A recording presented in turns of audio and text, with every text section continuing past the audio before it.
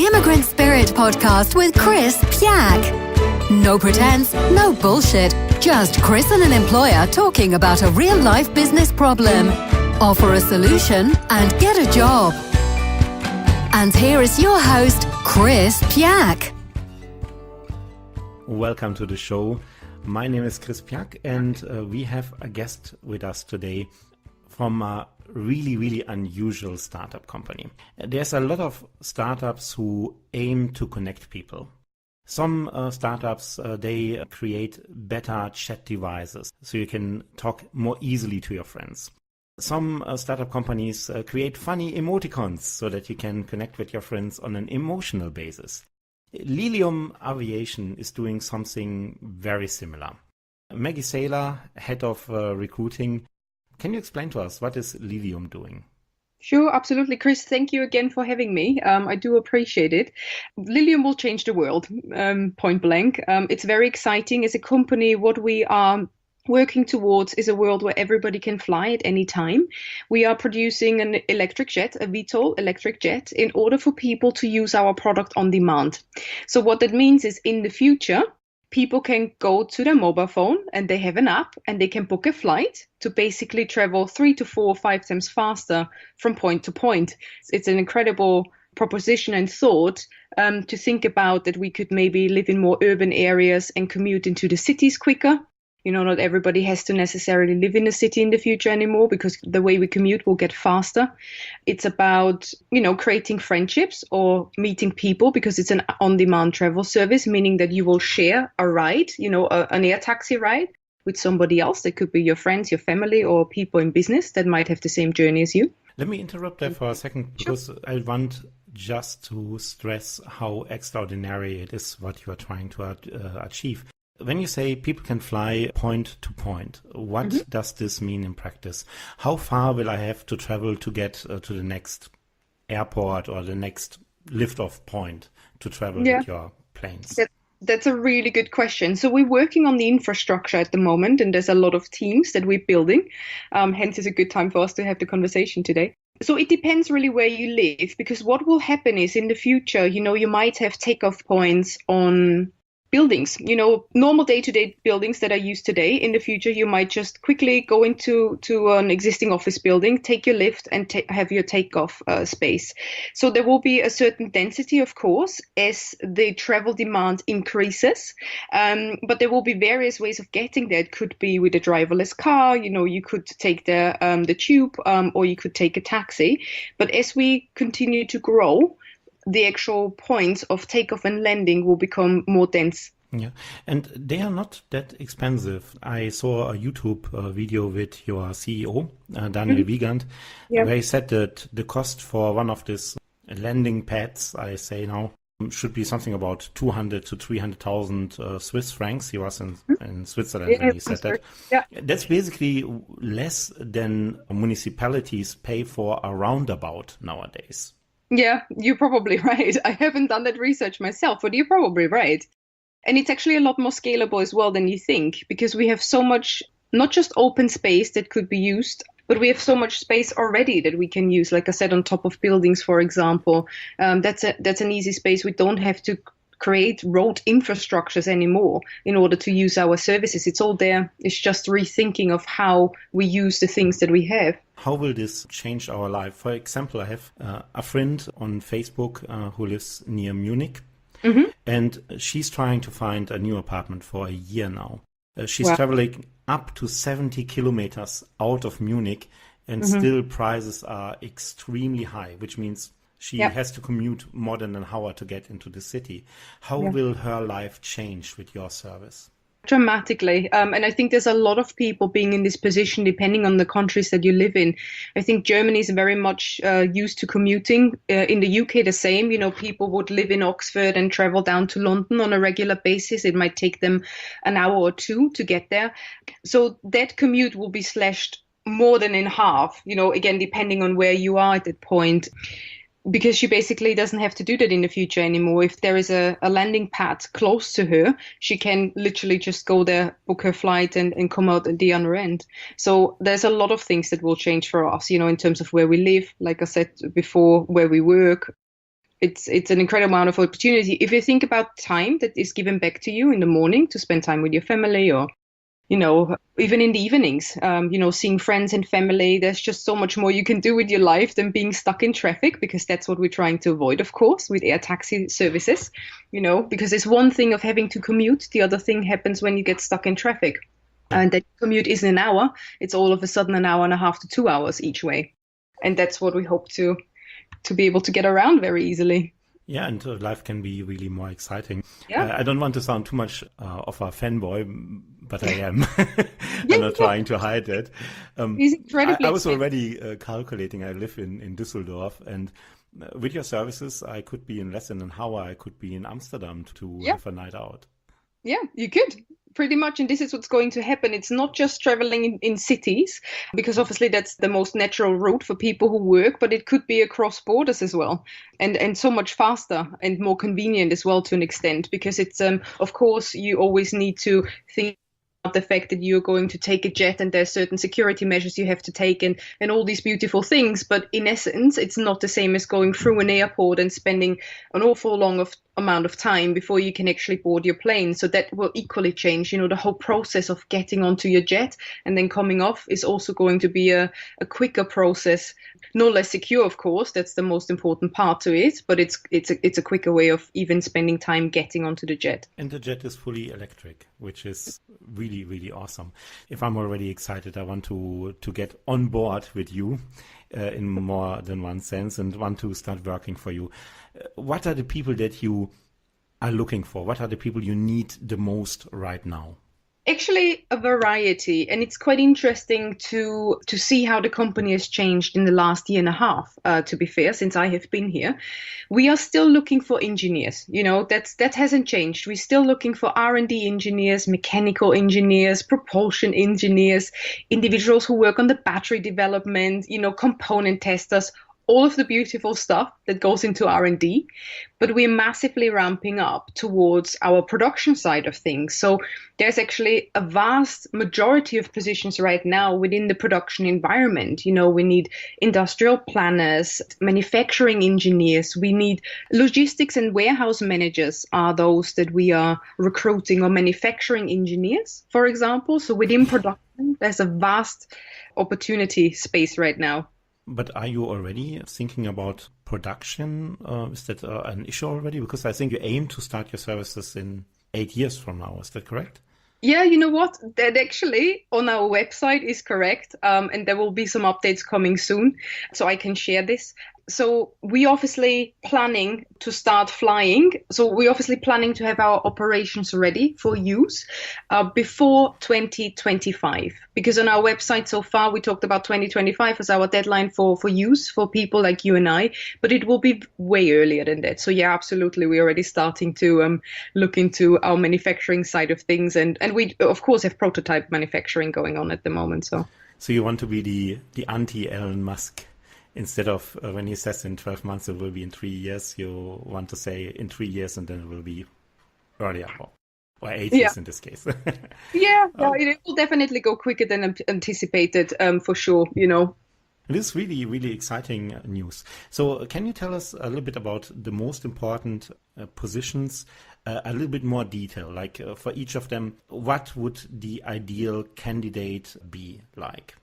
Maybe if I talk to you a little bit more about manufacturing engineering. We have various positions within manufacturing engineering. Some of them focus on propulsion systems, others of them focusing on other parts of the jet, as you would appreciate. And as for anything within Lilium, just to be very clear, we're always looking for people who are very forward thinking. Before I go too much into the job, we're always looking for people who challenge the norm. That's part of our culture. We are always looking for people who can challenge themselves and are real builders who also have a long-term view and really are excited about the possibilities they get at Lilium, right? Because working in startups is challenging in a positive way.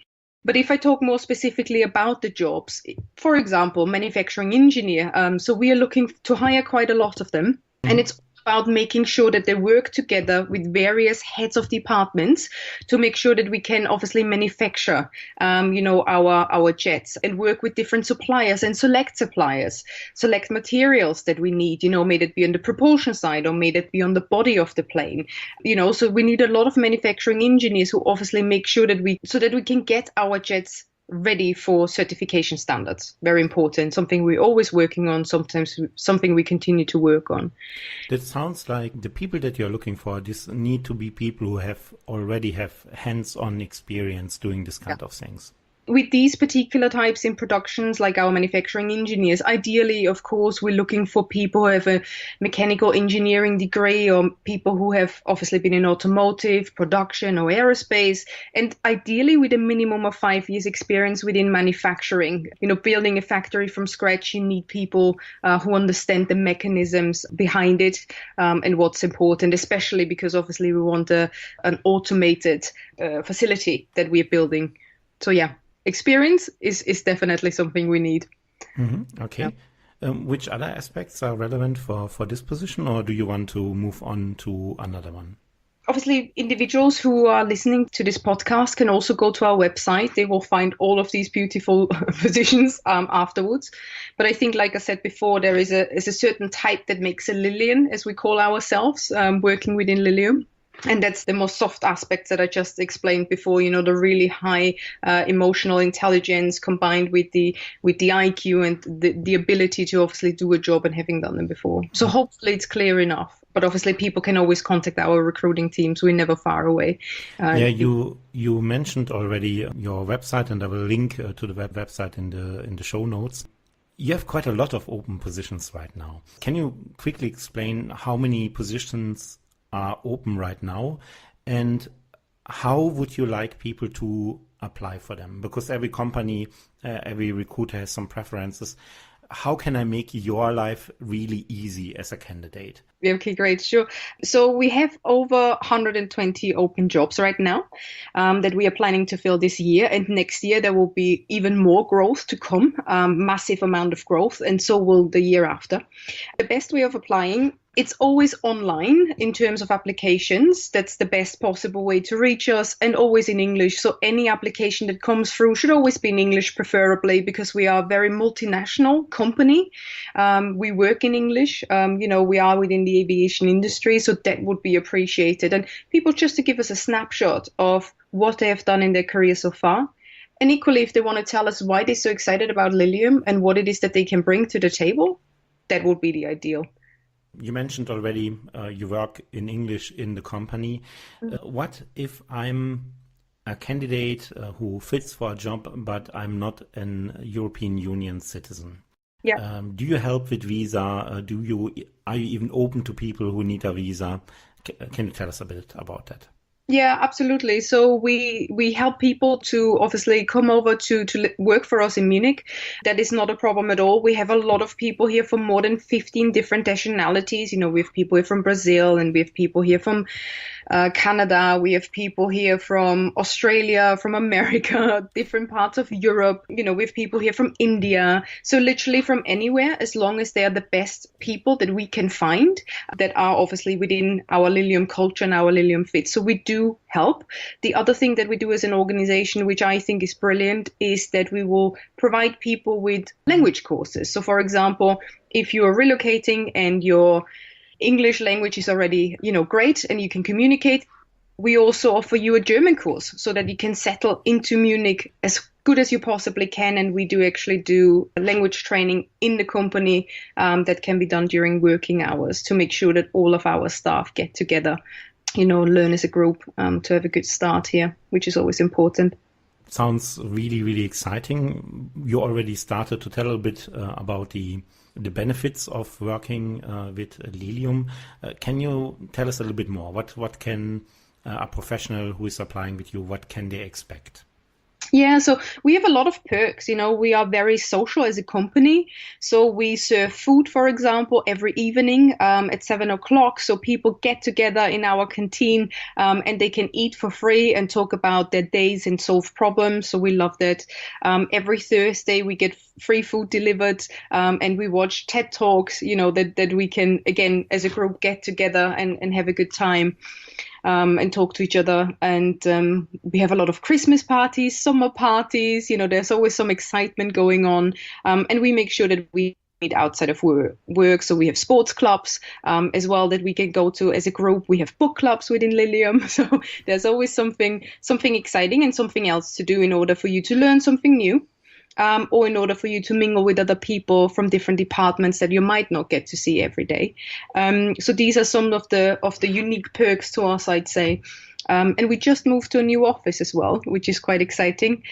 So we've moved to a new office now, which can house anything from 3 to 500 plus in terms of sitting in Munich, in Gilching. So there's still a lot to come. And with that will come new perks, new benefits and things like that as the company grows. Yeah, you have big plans, apparently. Yeah. Last question from my side. What if I'm an aspiring young engineer, for example? I come from a very good university. I have gained knowledge in an area that's valuable for you guys, but I don't have a lot of work experience. Does it make sense to apply, or should I rather first get a few years of experience somewhere else?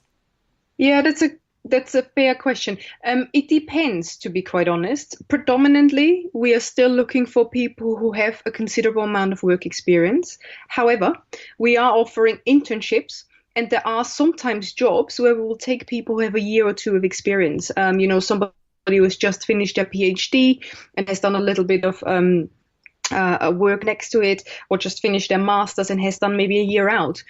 Some of the positions we will actually be able to take them in. And in the future, there will be a lot done around internships and graduate schemes as well within Lilium. So that's something to come for the next year. So it never harms to actually go and look at our openings and apply, or even leave a speculative applications for the future, because we can always keep in touch if there's something coming up in 6 months or so that people are interested in. Great. Meggy Saylor from Lilium Avation about really awesome opportunities with her organization. Meggy, what's the one question that I didn't ask you that you wished I would have asked you?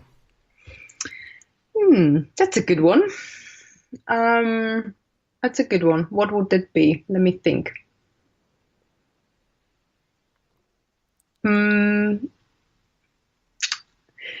I guess what makes a Lilian?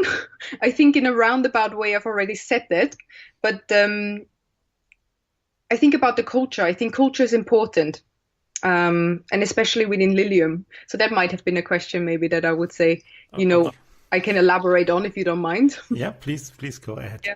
Okay, brilliant. So I think one of the key parts to is its culture, and it's one of our most important assets that we have. There's a lot of important things when you are an employee, but culture really makes up for a lot. I think creating a work environment where people love to go to work every day and really get on with their colleagues well and enjoy doing what they're doing, I think that really does make a culture.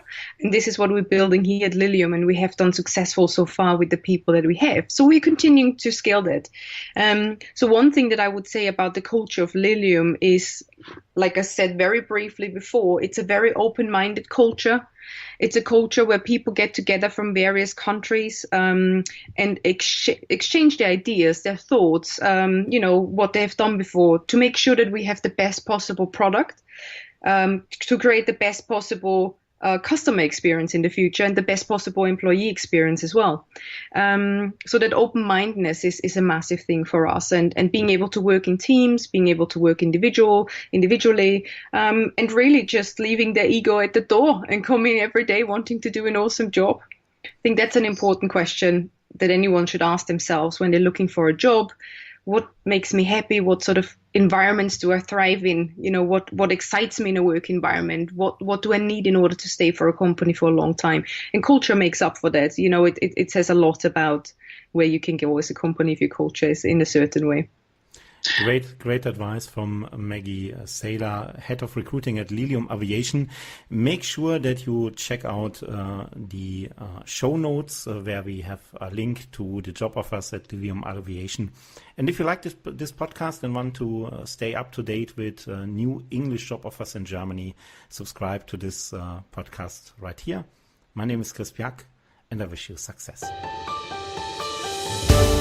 You listened to the Immigrant Spirit podcast with Chris Pyak.